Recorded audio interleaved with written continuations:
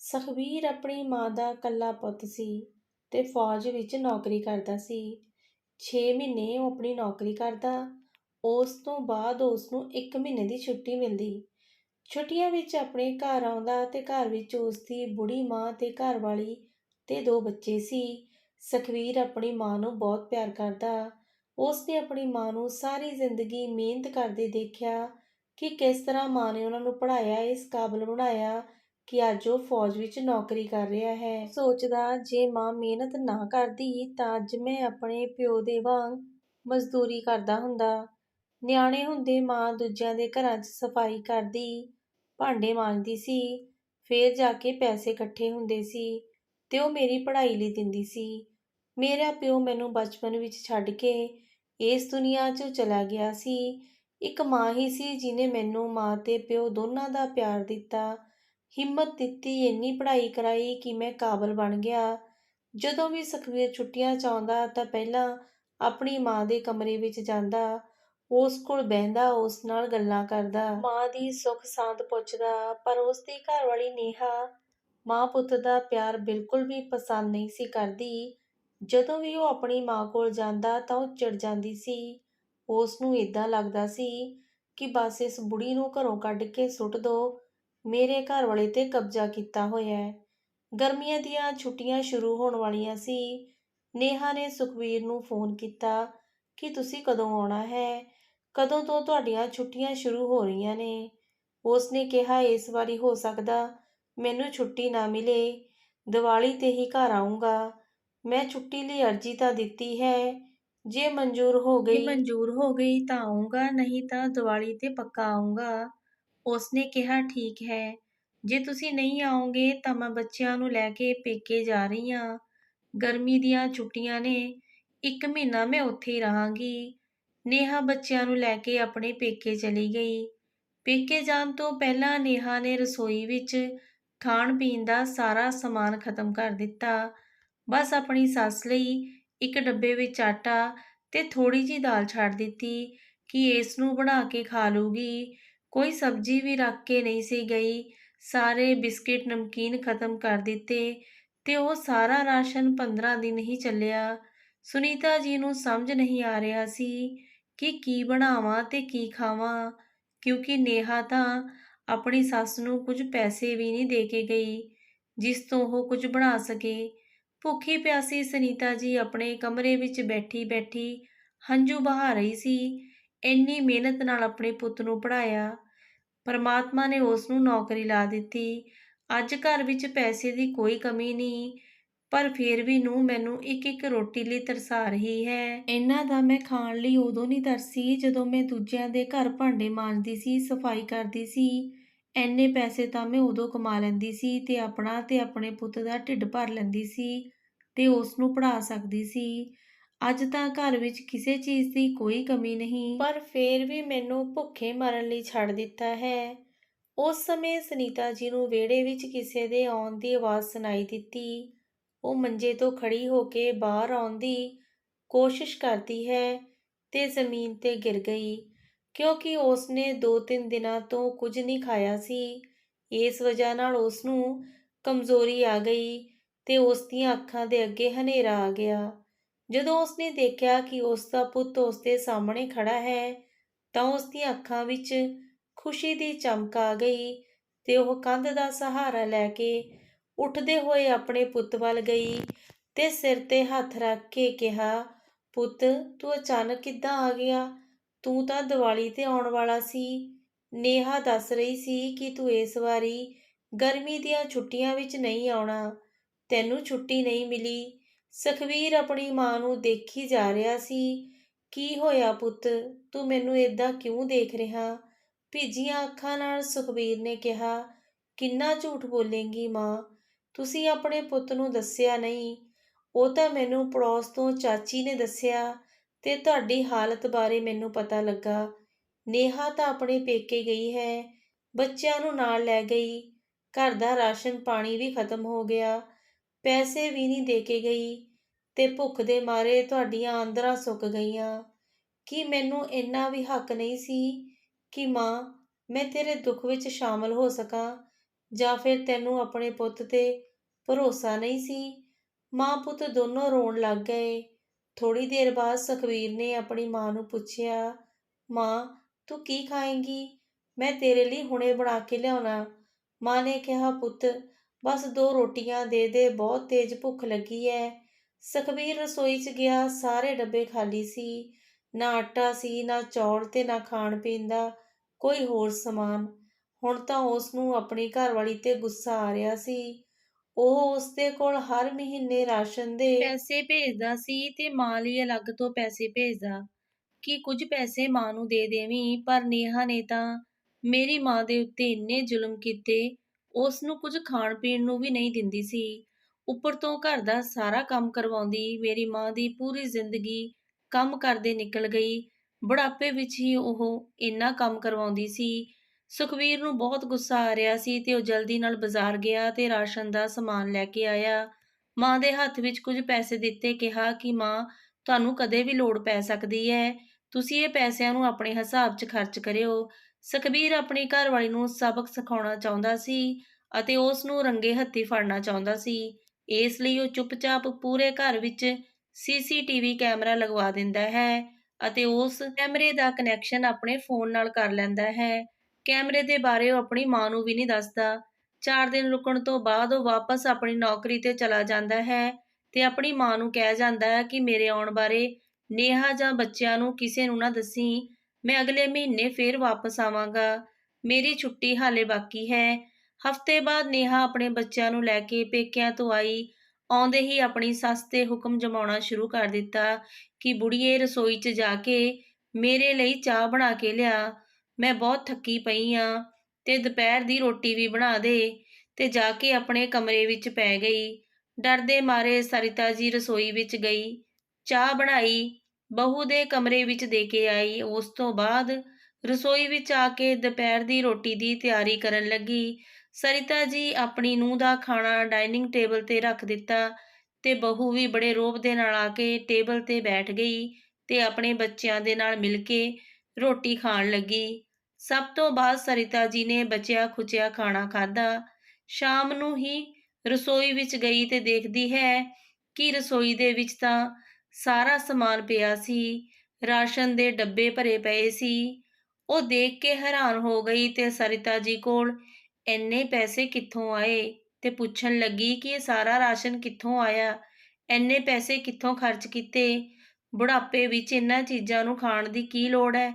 ਦਾਲ ਰੋਟੀ ਹੀ ਖਾਂਦੀ ਰਹਿ, ਮਰ ਨਹੀਂ ਜਾਣਾ। ਉਸਨੇ ਕਿਹਾ, "ਤੂੰ ਤਾਂ ਮੇਰਾ ਰਾਸ਼ਨ ਨਹੀਂ ਛੱਡ ਕੇ ਗਈ। ਜਿਹੜਾ ਛੱਡ ਗਈ ਸੀ ਉਹ 12 ਦਿਨਾਂ 'ਚ ਹੀ ਖਤਮ ਹੋ ਗਿਆ। ਭੁੱਖ ਦੇ ਮਾਰੇ ਮੇਰੀ ਜਾਨ ਨਿਕਲ ਰਹੀ ਸੀ। ਇਸ ਲਈ ਮੈਂ ਕਰਿਆਨੇ ਦੀ ਦੁਕਾਨ ਤੋਂ ਸਾਰਾ ਸਮਾਨ ਉਧਾਰ ਲੈ ਕੇ ਆਈ ਹਾਂ ਤੇ ਆਪਣੇ ਪੁੱਤ ਦੇ ਆਉਣ 'ਤੇ ਉਹ ਨੇਹਾ ਨੂੰ ਨਹੀਂ ਦੱਸਦੀ, ਕਿਉਂਕਿ ਉਸ ਨੂੰ ਉਹ ਮਨ੍ਹਾ ਕਰਕੇ ਗਿਆ ਸੀ ਕਿ ਨੇਹਾ ਅਤੇ ਬੱਚਿਆਂ ਨੂੰ ਇਸ ਬਾਰੇ ਕੁਝ ਵੀ ਨਹੀਂ ਦੱਸਣਾ ਕਿ ਮੈਂ ਆਇਆ ਸੀ।" ਦੁਕਾਨ ਤੇ ਆਧਾਰ ਦੀ ਗੱਲ ਸੁਣ ਕੇ ਤਾਂ ਨੇਹਾ ਹੋਰ ਵੀ ਅੱਗ ਬਬੂਲਾ ਹੋ ਗਈ ਕਿ ਕਿਸ ਨੂੰ ਪੁੱਛ ਕੇ ਦੁਕਾਨ ਤੇ ਗਈ ਸੀ, ਕਿੰਨੇ ਪੈਸੇ ਦਾ ਰਾਸ਼ਨ ਲੈ ਕੇ ਆਈ ਹੈ। ਇੱਕ ਵਾਰੀ ਫੋਨ ਕਰਕੇ ਪੁੱਛ ਲੈਂਦੀ ਕੀ ਲੈ ਕੇ ਆਉਣਾ ਹੈ ਕੀ ਨਹੀਂ। ਫਾਲਤੂ ਪੈਸੇ ਬਰਬਾਦ ਕਰ ਦਿੱਤੇ। ਅੱਗੇ ਤੋਂ ਮੇਰੇ ਤੋਂ ਬਿਨਾਂ ਪੁੱਛੇ ਇੱਕ ਬਿਸਕੁਟ ਦਾ ਪੈਕਟ ਨਾ ਲੈ ਆਈ, ਤਾਂ ਤੇਰੇ ਲਈ ਚੰਗਾ ਨਹੀਂ ਹੋਣਾ। ਦੁਪਹਿਰ ਦੀ ਰੋਟੀ ਖਾਣ ਤੋਂ ਬਾਅਦ ਨੇਹਾ ਆਪਣੇ ਕਮਰੇ ਵਿੱਚ ਸੌਣ ਲਈ ਗਈ। 3 ਘੰਟੇ ਆਰਾਮ ਕਰਨ ਤੋਂ ਬਾਅਦ ਕਮਰੇ ਤੋਂ ਬਾਹਰ ਨਿਕਲੀ ਤਾਂ ਸਰਿਤਾ ਜੀ 'ਤੇ ਚਿল্ਲਾਉਣ ਲੱਗੀ। ਕਹਿੰਦੀ, "ਤੂੰ ਹਾਲੇ ਤੱਕ ਘਰ ਦੇ ਬਾਕੀ ਕੰਮ ਨਹੀਂ ਕੀਤੇ? ਜਾ ਕੇ ਸਾਰੇ ਕੱਪੜੇ ਧੋ ਦੇ, ਝਾੜੂ ਪੋਚਾ ਕਰ ਤੇ ਘਰ ਬਹੁਤ ਗੰਦਾ ਹੋ ਗਿਆ ਹੈ, ਇਸ ਨੂੰ ਵੀ ਸਾਫ਼ ਕਰ ਦੇ ਤੇ ਸ਼ਾਮ ਦੀ ਰੋਟੀ ਦੀ ਤਿਆਰੀ ਵੀ ਕਰ ਲੈ।" ਸਰਿਤਾ ਜੀ ਦੀ ਉਮਰ ਬਹੁਤ ਜ਼ਿਆਦਾ ਹੈ ਤੇ ਉਹ ਕੰਮ ਕਰਦੇ ਕਰਦੇ ਥੱਕ ਗਈ। ਇਸ ਲਈ ਉਸਨੇ ਨੂੰਹ ਤੋਂ ਡਰਦੇ ਹੋਏ ਕਿਹਾ, "ਮੇਰੇ ਗੋਡਿਆਂ 'ਚ ਬਹੁਤ ਦਰਦ ਹੋ ਰਿਹਾ ਹੈ। ਸਬਜ਼ੀ ਤਾਂ ਮੈਂ ਬਣਾ ਦਿੱਤੀ, ਤੂੰ ਰੋਟੀਆਂ ਬਣਾ ਲਈ।" ਨੇਹਾ ਨੇ ਕਿਹਾ, "ਕਿਉਂ? ਮੈਂ ਰੋਟੀਆਂ ਕਿਉਂ ਬਣਾਵਾਂ? ਤੂੰ ਇੱਥੇ ਬਸ ਰੋਟੀ ਖਾਣ ਲਈ ਬੈਠੀ ਹੈ? ਕੋਈ ਕੰਮ ਕਹਿ ਦਿਓ ਤਾਂ 4 ਬਹਾਨੇ ਬਣਾਉਣੀ ਆ। ਜੇਕਰ ਇੰਨੀ ਕੰਮ ਚੋਰੀ ਕਰਨੀ ਆ ਤਾਂ ਇੱਥੋਂ ਜਾਂਦੀ ਕਿਉਂ ਨਹੀਂ? ਕਿਉਂ ਮੇਰਾ ਜੀਣਾ ਹਰਾਮ ਕਰ ਰੱਖਿਆ? ਮੈਨੂੰ ਸਕੂਨ ਨਾਲ ਜੀਣ ਦੇ।" ਸਰਿਤਾ ਜੀ ਚੁੱਪਚਾਪ ਜਾ ਕੇ ਰਸੋਈ ਵਿੱਚ ਰੋਟੀਆਂ ਬਣਾਉਣ ਲੱਗੀ ਤੇ ਆਪਣੀਆਂ ਅੱਖਾਂ ਪੂੰਝਣ ਲੱਗੀ। 1 ਹਫ਼ਤੇ ਬਾਅਦ ਅਚਾਨਕ ਸਰਿਤਾ ਜੀ ਦੀ ਤਬੀਅਤ ਖਰਾਬ ਹੋ ਗਈ। ਉਸ ਦੇ ਗੋਡਿਆਂ ਵਿੱਚ ਬਹੁਤ ਦਰਦ ਸੀ ਤੇ ਉਸ ਨੂੰ ਬਹੁਤ ਬੁਖਾਰ ਸੀ। ਉਹ ਆਪਣੇ ਕਮਰੇ ਵਿੱਚ ਇਕੱਲੀ ਸੀ। ਘਰ ਦੇ ਕੰਮ ਕਰਨੇ ਪਏ ਤਾਂ ਉਹਦੀ ਨੂੰਹ ਬੁੜਬੁੜਾ ਰਹੀ ਸੀ। ਗੁੱਸੇ ਵਿੱਚ ਘਰ ਦੇ ਕੰਮ ਕਰ ਰਹੀ ਸੀ। ਕਦੇ ਭਾਂਡੇ ਚੁੱਕ ਕੇ ਸੁੱਟਦੀ ਤੇ ਕਦੇ ਕੁਝ ਕਰਦੀ। ਸਰਿਤਾ ਜੀ ਆਪਣੀ ਨੂੰਹ ਦੇ ਗੁੱਸੇ ਨੂੰ ਦੇਖ ਰਹੀ ਸੀ ਤੇ ਅੰਦਰ ਹੀ ਅੰਦਰ ਡਰ ਵੀ ਰਹੀ ਸੀ। ਉਸ ਨੂੰ ਬਹੁਤ ਤੇਜ਼ ਭੁੱਖ ਲੱਗ ਰਹੀ ਸੀ, ਪਰ ਕੁਝ ਮੰਗਣ ਦੀ ਹਿੰਮਤ ਨਹੀਂ ਹੋ ਰਹੀ ਸੀ। ਉਸ ਨੇ ਆਪਣੇ ਪੋਤੇ ਨੂੰ ਕੋਲ ਬੁਲਾ ਕੇ ਕਿਹਾ, ਪੁੱਤ, ਮੇਰੇ ਲਈ ਮਾਂ ਤੋਂ ਰੋਟੀ ਲੈ ਕੇ ਆ। ਮੈਨੂੰ ਬਹੁਤ ਤੇਜ਼ ਭੁੱਖ ਲੱਗੀ ਹੈ। ਅਤੇ ਪੁੱਤ ਨੇ ਜਾ ਕੇ ਨੇਹਾ ਨੂੰ ਕਿਹਾ ਅਤੇ ਨੇਹਾ ਨੇ ਰੋਟੀਆਂ ਦੀ ਗੱਲ ਸੁਣ ਲਈ। ਬੁੜਬੁੜ ਕਰਦੀ ਇੱਕ ਥਾਲੀ ਵਿੱਚ 2 ਰੋਟੀਆਂ ਰੱਖ ਕੇ ਸਰਿਤਾ ਜੀ ਦੇ ਅੱਗੇ ਸੁੱਟ ਗਈ। ਸਰਿਤਾ ਜੀ ਹਿੰਮਤ ਕਰਕੇ ਆਪਣੀ ਨੂੰਹ ਨੂੰ ਕਿਹਾ, ਰੋਟੀ ਦੇ ਨਾਲ ਕੁਝ ਖਾਣ ਨੂੰ ਤਾਂ ਦੇ। ਇਹ ਰੋਟੀ ਕਿਹਦੇ ਨਾਲ ਖਾਊਂਗੀ? ਕੋਈ ਸਬਜ਼ੀ ਨਹੀਂ ਬਣਾਈ? ਪਲਟ ਕੇ ਸਰਿਤਾ ਜੀ ਦੇ ਕੋਲ ਗਈ ਤੇ ਉਸ ਨੂੰ ਮੰਜੀ ਤੇ ਬੈਠੀ ਨੂੰ ਧੱਕਾ ਦੇ ਦਿੱਤਾ, ਜਿਸ ਨਾਲ ਉਹ ਥੱਲੇ ਡਿੱਗ ਪਈ ਤੇ ਖਾਣੇ ਦੀ ਥਾਲੀ ਨੂੰ ਚੁੱਕ ਕੇ ਵਿਹੜੇ ਵਿੱਚ ਸੁੱਟ ਦਿੱਤਾ। ਸੀਸੀਟੀਵੀ ਵਿੱਚ ਸੁਖਬੀਰ ਇਹ ਸਭ ਕੁਝ ਦੇਖ ਰਿਹਾ ਸੀ। ਉਸ ਨੂੰ ਗੁੱਸਾ ਆ ਰਿਹਾ ਸੀ ਅਤੇ ਉਸ ਦਾ ਦਿਲ ਕਰ ਰਿਹਾ ਸੀ ਕਿ ਹੁਣ ਘਰ ਜਾਵਾਂ ਅਤੇ ਨੇਹਾ ਦੇ 4 ਥੱਪੜ ਲਾ ਕੇ ਉਸ ਨੂੰ ਘਰੋਂ ਕੱਢ ਦੇਵਾਂ। ਆਪਣੀ ਮਾਂ ਦਾ ਇੰਨਾ ਅਪਮਾਨ ਉਸ ਤੋਂ ਬਰਦਾਸ਼ਤ ਨਹੀਂ ਹੋ ਰਿਹਾ ਸੀ। ਉਸ ਨੂੰ ਦੇਖ ਕੇ ਬੜੀ ਹੈਰਾਨੀ ਹੋ ਰਹੀ ਸੀ ਕਿ ਉਸ ਦੀ ਘਰਵਾਲੀ ਉਸ ਦੀ ਮਾਂ ਨਾਲ ਕਿੰਨਾ ਗਲਤ ਵਰਤਾਓ ਕਰਦੀ ਹੈ। ਦੂਜੇ ਦਿਨ ਟ੍ਰੇਨ ਵਿੱਚ ਬੈਠ ਕੇ ਆਪਣੇ ਘਰ ਆਇਆ ਅਤੇ ਨੇਹਾ ਰਸੋਈ ਵਿੱਚ ਖੜੀ ਚਾਹ ਬਣਾ ਰਹੀ ਸੀ। ਉਹ ਸਿੱਧਾ ਆਪਣੀ ਮਾਂ ਦੇ ਕਮਰੇ ਵਿੱਚ ਗਿਆ ਤੇ ਮਾਂ ਦੀ ਬਿਮਾਰ ਹਾਲਤ ਦੇਖ ਕੇ ਉਸ ਨੂੰ ਦੁੱਖ ਹੋਇਆ। ਉਸ ਸਮੇਂ ਰਸੋਈ ਵਿੱਚ ਨੇਹਾ ਰੌਲਾ ਪਾਉਂਦੀ ਸੀ, ਹੁਣ ਤਾਂ ਉੱਠ ਜਾ, 4 ਦਿਨ ਹੋ ਗਏ ਤੈਨੂੰ ਆਰਾਮ ਕਰਦੇ ਹੋਏ।